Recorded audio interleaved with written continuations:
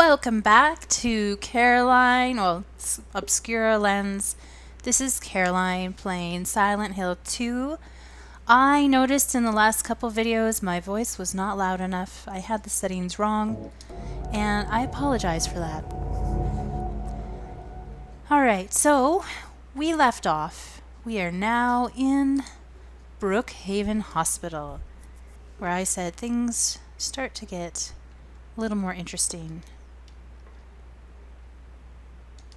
Alright, let's read some notes about crazy people. Jack Davis. He has attempted suicide 3 times in the past for reasons unknown. Probably because he doesn't want to be alive. Although he is normally a model patient who follows doctors' and nurses' orders, he must be watched closely due to his past pattern of sudden and violent suicide attempts. Joseph Barkin. Now let's pay attention to this character. His illness seems to be rooted in the fact that he believes he is guilty of causing his daughter's death.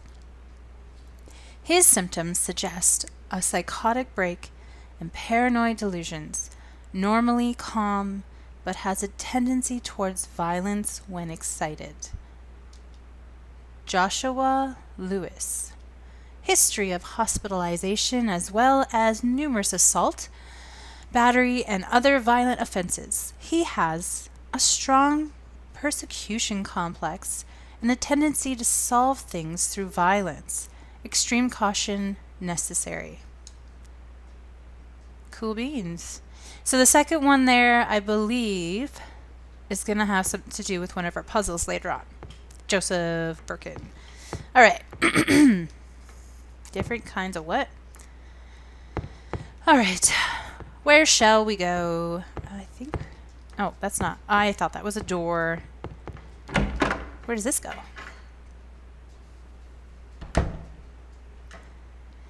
I'm also in a very good mood at the moment because, again, I have the place to myself. Yeah, I gotta watch out and not be too mean to you. Something is written on it. The potential for this illness exists in all people, and under the right circumstances, any man or woman would be driven, like him, to the other side. Huh. This sounds like he's talking about James. And how we all have that ability to go crazy. Alright. The other side, perhaps, may not be the best way to phrase it. After all, there is no wall between here and there. It lies on the borders where reality and unreality intersect. It is a place both close and distant. Some say it isn't even an illness. I cannot agree with them. I'm a doctor, not a philosopher or even a psychiatrist. But sometimes I have to ask myself this question. It's true that to us It's true that to us his imaginings are nothing but the inventions of a busy mind, but to him there simply is no other reality. Furthermore, he is happy there. So why, I ask myself again, why in the name of healing him must we drag him painfully into the world of our own reality? I got the key from Joseph Birkin. It's probably the key to that box. The puzzle. I'm sorry. I'm getting ahead of myself here. I don't remember reading that letter, but that's pretty profound if you think about it. Healing someone who's happier on the other side of their unreality. Alright. That is really cool. Let's examine that key. Oh, can't? Alright. So a purple bull.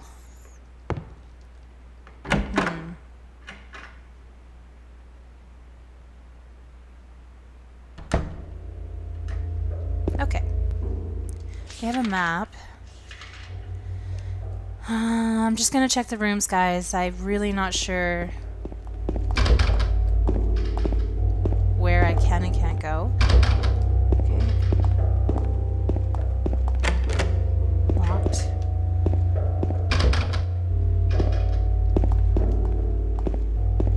I'd like to check the smaller doors first. Hospital gurneys, those are never something you want to see. Okay. I think that's a stairwell. I don't want to go to the stairwell. Alright, so what do we got? Alright, we missed all that. Alright, I'm gonna skip the stairwell for now because I want to make sure I get all these doors.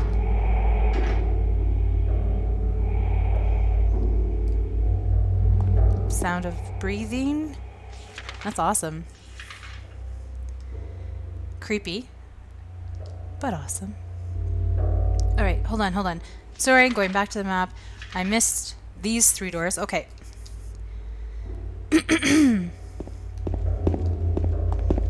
Creepy as fuck. I love the hospital. I don't know why I'm singing. I'm in a really good mood today. And I'm kind of in a singing mood.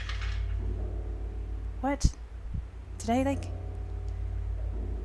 Alright, I'm just gonna go up and around. Yeah, so today's a good day to play Silent Hill when I'm in a good mood.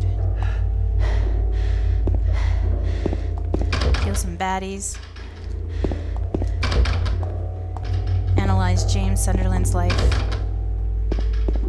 Because somehow it probably has a direct correlation to mine. Because we're all the same.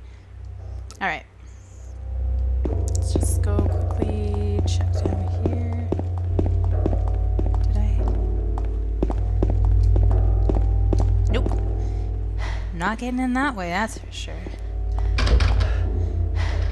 Alright, what did I miss? Did I miss anything? Can't get in those. Oh, cafeteria? Okay.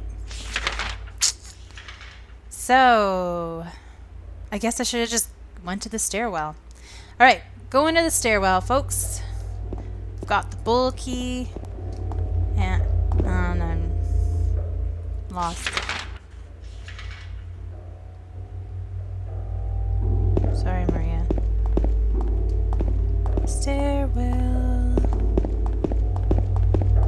Directionally impaired today. Alright, so what do you guys think so far? What is your thoughts on James Sunderland? I mean... Should I go to the basement first? Yeah, let's go to the basement. She's kind of blocking the way, but... No? Nothing there? Alright, let's walk up the stairs backwards, because I'm weird like that. Side step. Up we go. Side step. I don't know what I'm doing. I told you, I feel very goofy, giddy. I think it's because the kids are all out and my husband's out. It's twice in 1 week, guys. Monster time? Yes! Whoa!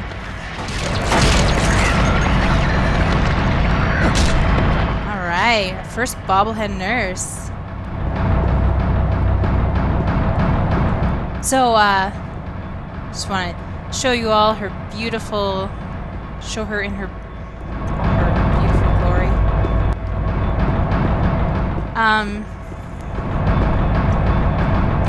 The bobblehead nurse is, I've watched a lot of YouTube videos on this game, and one person had a really good analogy about, we all know that, you know, James is sexually frustrated, or was when his wife was sick. And it makes you kind of wonder, like, why this kind of sexy nurse theme with this disfigured, ugly face. And it was put together so eloquently by, I believe it was Ragnarok's, I'm not sure, where it's sort of, if you think about it, his wife was dying and she had this horrible, horrific disease killing her body. And he had this, like, guilt for this sexual frustration. So the nurse kind of resembles that sexual frustration plus the disease. And I thought that was a really good not analogy, but an observation. And I really like what the developers did with that monster. All right, enough talking. Ow. What's wrong? I just pricked myself. Are you okay? Yeah.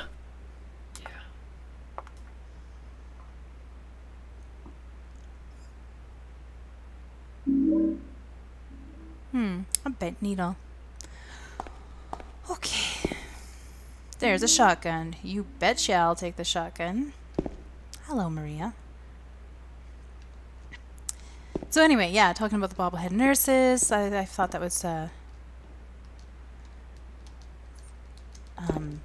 quite interesting way of looking at them. I feel like he kept looking at something that's driving me nuts. All right. Where to now?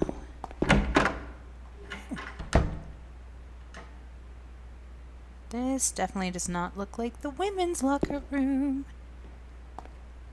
Hello, Maria. Ooh, a bloody jacket. Examination room key. Good, that's down on the first floor. I remember that. Yeah. All right. Anything else? What did it say? No. All right. I think it's creepy. I know that it's probably just the way that the developers made this, but that Maria's always in the room before you. Just kind of like that. Hello, creepo. Anyway. Not that this game isn't creepy enough. What kind of door is that? It's awesome. Okay. Anything else up here? We will go check. I think everything is probably going to be shut off because they probably want me to... Well, maybe. Is there a nurse?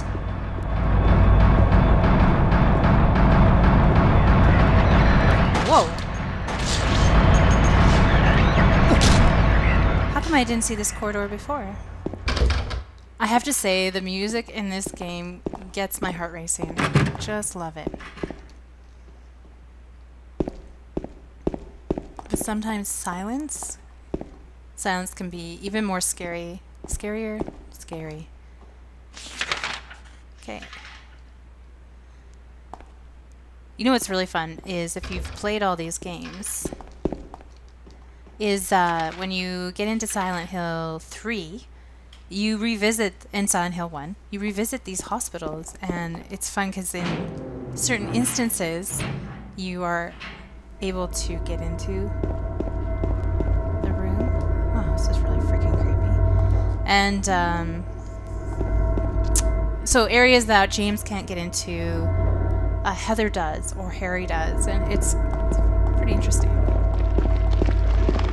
Nursey? Yes!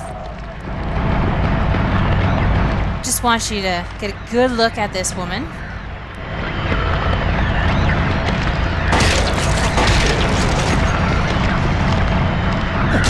It's a pretty fantastic monster. It's a classic. I know everybody likes that one. That one and Pyramid Head.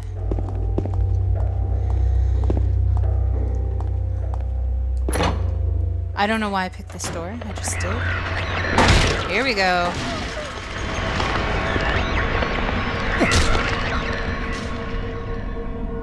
Thank God you're over there, Maria. Yeah, I gotta keep Maria alive, so...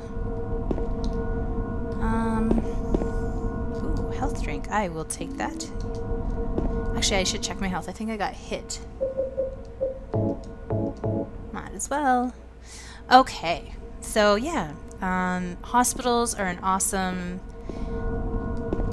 what would you say? Setting for scary things. But, anyway, what I was saying about, the different Silent Hills, they let you in different areas. And I kind of like that.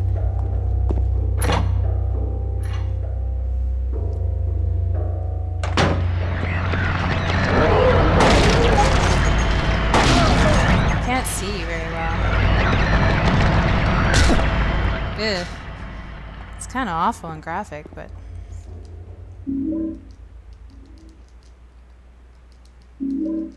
Like I said, this time around, oh, look at these nasty mattresses. I just love the detail that they put into this. It's fantastic. Nasty and gross.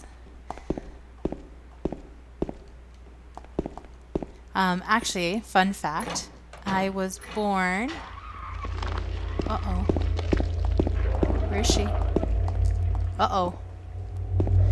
I was born in a hospital that is now abandoned, and it's been really interesting because it's been abandoned since the 90s.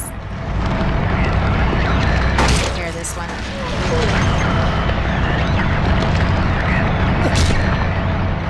And it's sitting in the middle of Edmonton, just abandoned, rotting away, and people have gone and snuck in and taken pictures. It's been sold. It belongs to Dub Architects, and they had intentions of actually turning it into a condo or, you know, yeah, I think it was an apartment building or a condo. And I thought, holy crap, are you kidding me? You're gonna turn an old abandoned hospital into an apartment building complex? That is messed up. And I thought, you know, man, if they do, I am so gonna live there. Ooh, lapis eye key. Shotgun shells. Booyah. So it's called the Charles Capsule if you want to Google it. And lots of people have snuck in, taken photos. I mean, it looks kind of like Brookhaven. I mean, it's just in a state of disarray. It's flooded. It's everything. So anyway, the story behind that is...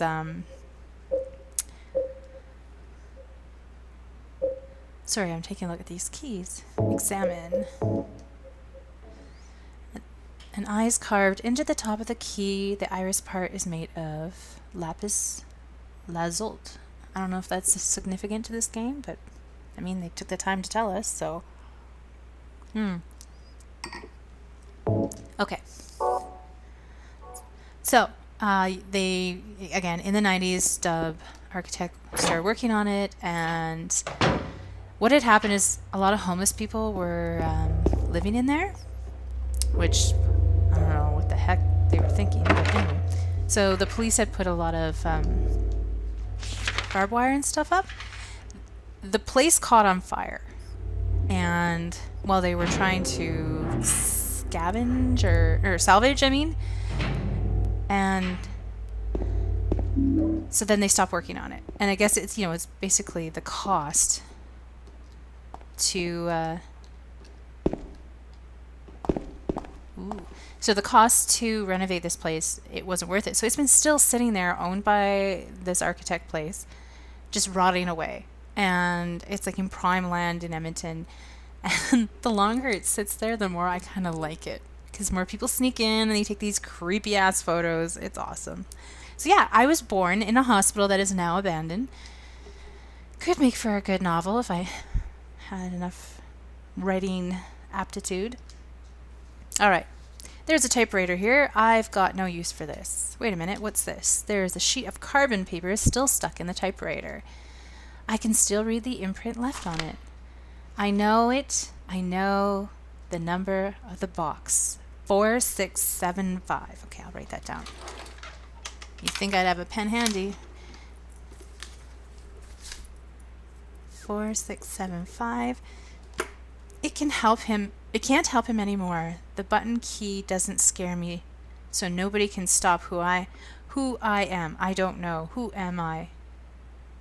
Or who I am is who I am is who I am is. Nice. Someone went loco. Excellent day. Anything else? All right. So yeah, that was my story about hospitals, and maybe one day I'll have to go back to that hospital. Or maybe one day they'll actually turn it into an apartment place and I'm going to live there. Because it would just be darn creepy. Alright, so we need to get back down to the examination room. Have I explored everything? Let's go down the stairwell. Maria's being creepy as fuck.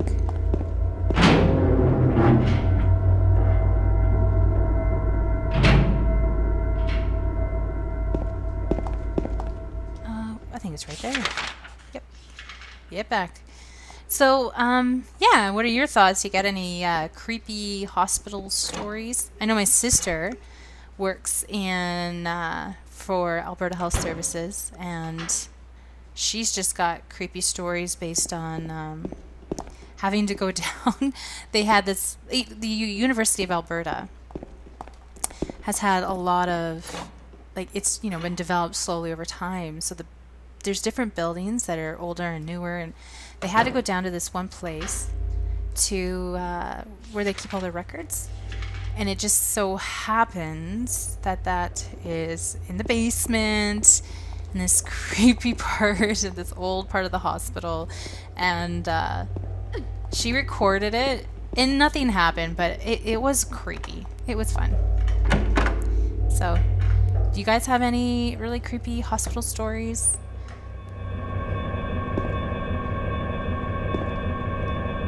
There are medical records on the desk. Nothing particularly interesting.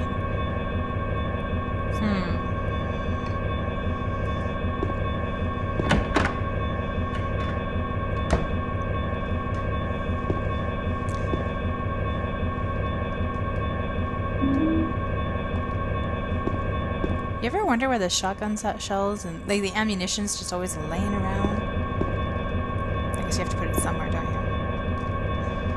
Nothing? Nothing? I feel like I should be reading something. Food only. Okay.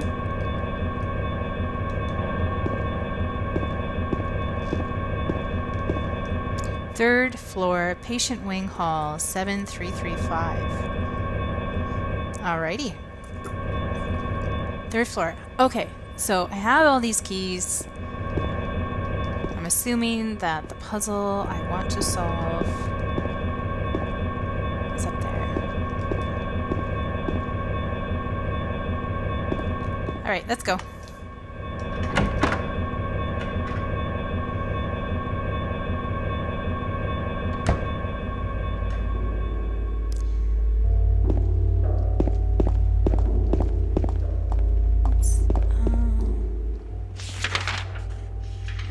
Getting turned around.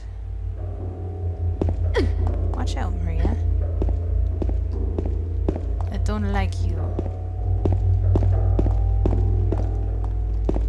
Alright, sorry guys, you're probably laughing at me because I'm getting turned around very easily. Let's go to the third floor.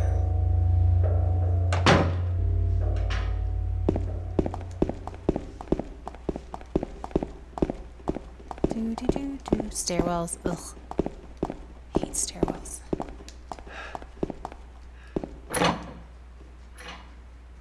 Claustrophobia. I'm not even claustrophobic, but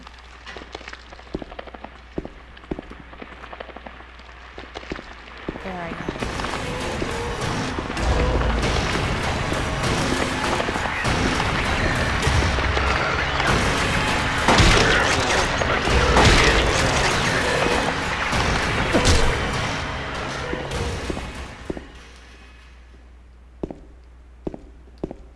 I'm looking at you, Maria. I love when the music comes on. I don't know. It's just awesome. I highly doubt these doors are going to open, but I'm going to check anyway. That one's blocked. Alright, so where are we going to go? Is that the stairway? No, it's a storeroom. Let's check it out. Nope. That's the stairwell. Okay. Oh. So I have two numbers. I think this would be the 4675. Let's try that. 4, 6. Oh, can't even see that arrow. 7.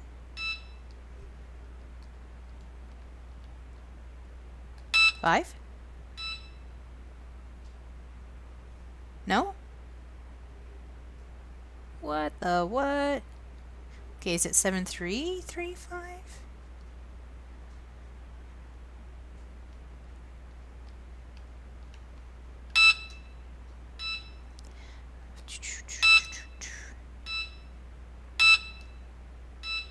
I hope so. Yes. Okay. So I just had the wrong numbers. Let's go.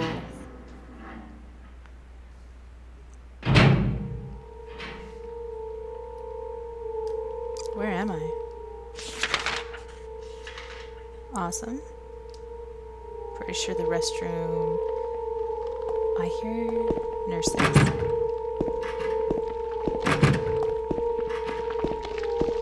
Nurses! I don't feel well.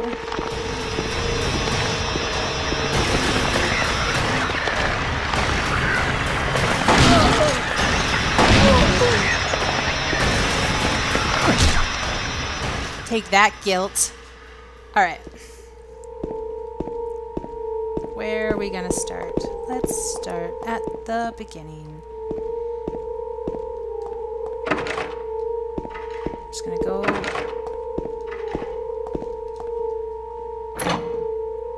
There we go.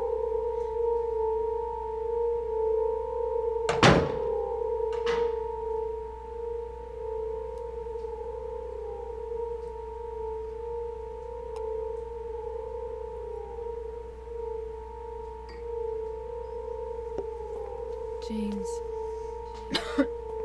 Wait a minute. I'm kind of tired.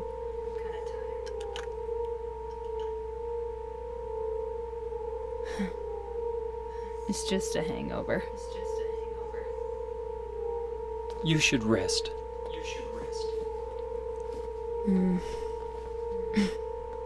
So comfy.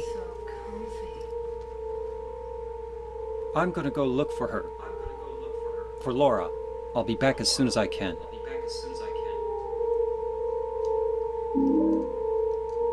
The roof key, covered in blood. So, here's another special thing I just kind of want to make note. We're gonna leave Maria here.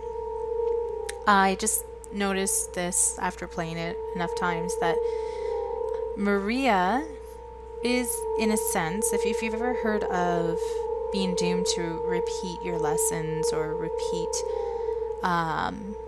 the bad things in our lives until we understand or face our darkness, that's kind of what this feels like at this, with James. Maria, it looks like his wife. She's everything Mary wasn't. And now she's starting to cough. She's not feeling good. She says it's a hangover. And we're going to start to see sort of this reoccurrence of the thing that caused James pain to begin with, which was Mary getting very sick.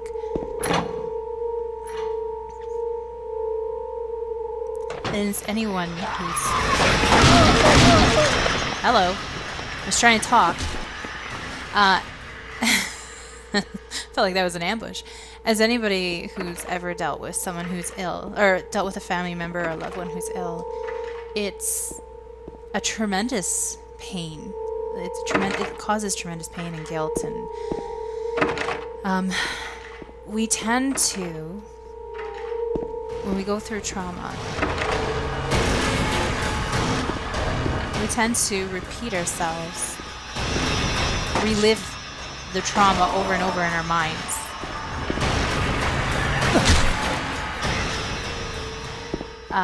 Trauma victims, especially like people who deal with PTSD, and that could be from a variety of things, tend to relive the trauma over and over in their head. And this is sort of a very tangible way of showing that with this story. That's my thought on it. Anyway, I'm going to leave it here. We're going to save. And when we come back, we'll find out what happens. Leave your comments, like, subscribe if you enjoyed this. Tell me, if there's things I've missed, ideas that you have about Silent Hill. Share it with us. All right. Thanks for watching. Bye.